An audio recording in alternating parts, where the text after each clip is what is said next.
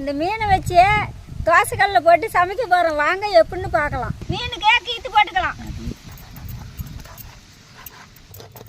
சோள மாவு, இஞ்சி பூண்டு விழுது, தூள் உப்பு, மிளகாய் தூள், முட்டையை உடச்சி ஊற்றிக்கலாம். மசாலா ரெடி ஆயிடுச்சு. மீனுக்கு துடைக்கலாம்.